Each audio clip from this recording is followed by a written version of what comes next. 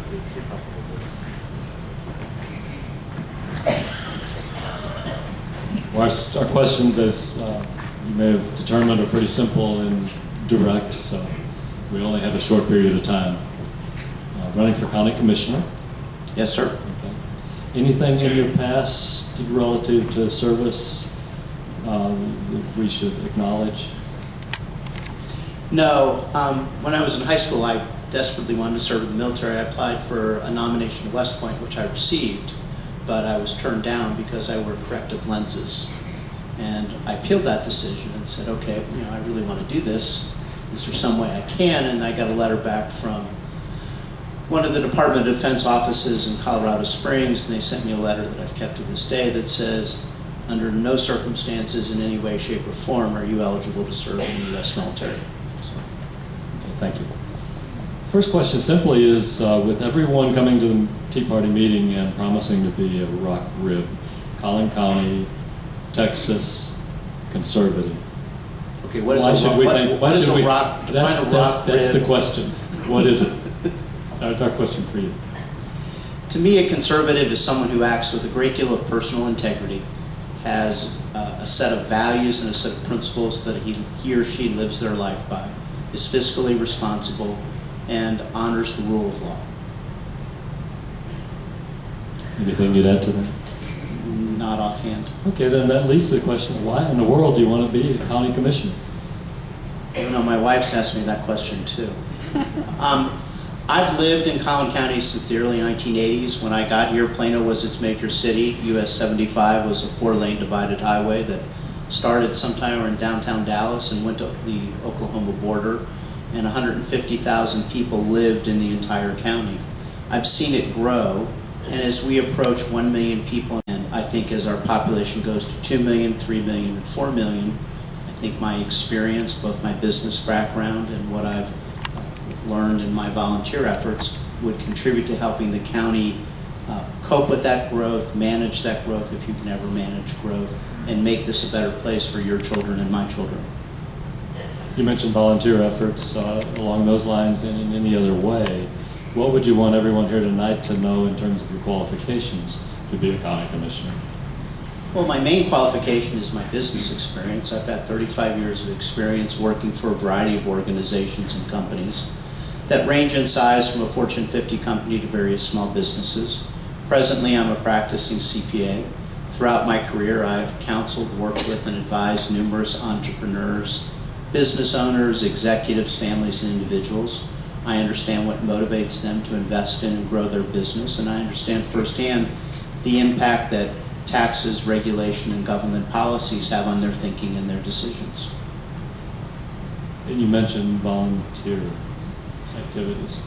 Most of my volunteer work revolves around my homeowner associations that we've been involved with and the Boy Scouts. Very good. It takes a little money to run for anything. What's your philosophy of campaign financing and your practice when it comes to campaigning? We ask everyone the same question. Friends and family and shoe leather. I've raised the money I've raised primarily from friends and family, and then I walk neighborhoods. I'm determined to go through at least one set of tennis shoes by March 1st. Okay, very good. Oh, gosh. What can Collin County do? As a county commissioner, what could you do with regard to some of the most critical issues of our time?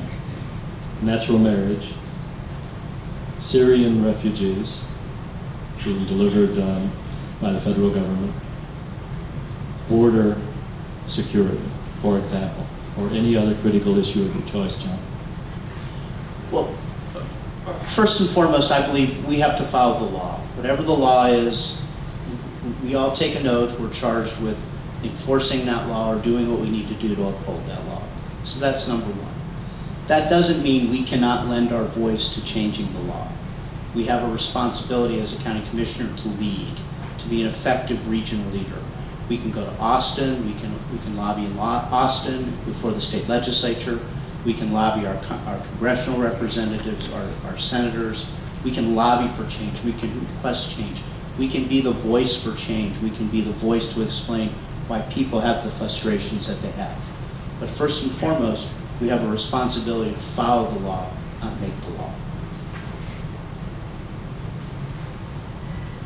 With that, I would ask if anyone has a question for John running for county commissioner. I know it's late. Surely we have some questions left. Darren. I'm curious what the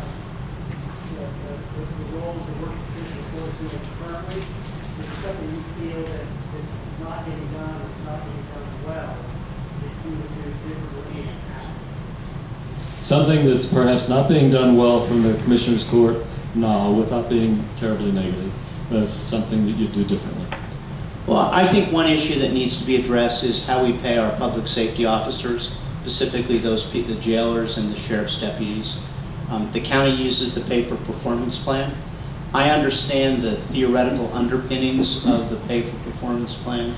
I don't necessarily agree to give people guaranteed raises, but I don't believe the county is appropriately funding the pay for performance plan, and I think public safety officers are different. When we look at our public safety officers, I think we have to look at our competition. For those of you who are my age, you'll remember the VHS Betamax comparison. Betamax was a technically superior product, but VHS carried the market. In terms of our immediate competitors for sources of deputies and jailers, you'd have to look at the city of Plano, you'd have to look at the city of McKinney, Frisco, Allen, etc. And all of those municipalities are on a step plan.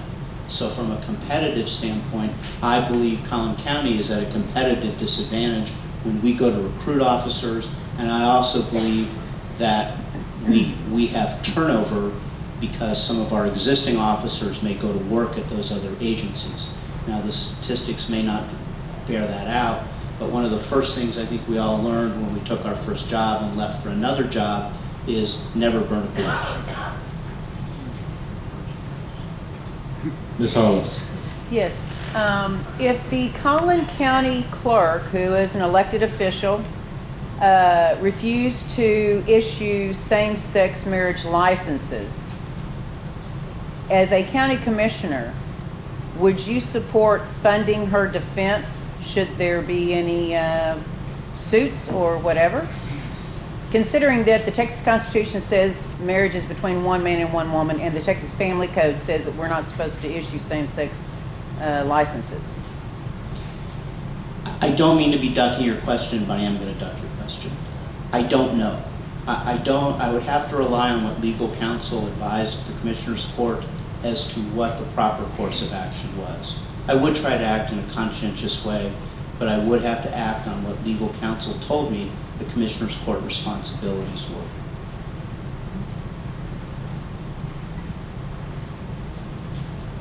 Yes, ma'am.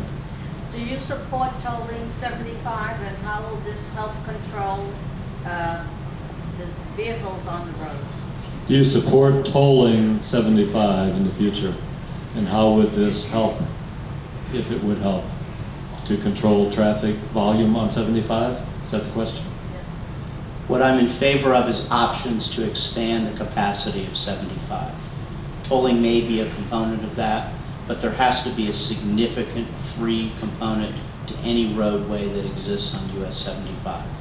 What I'm reluctant to do is take any option off the table before we've had an opportunity to study it and look at it, see what the implications are. The devil's always in the details. The devil, John, also is against us time-wise. We'd love to go deeper and have more in-depth questions. We invite you, please, to stay for a while this evening. There'll be a lot of folks staying outside and milling around in the hallway to talk to you. I truly appreciate it. After our meeting this Thank you evening. very much. Thank you for your time.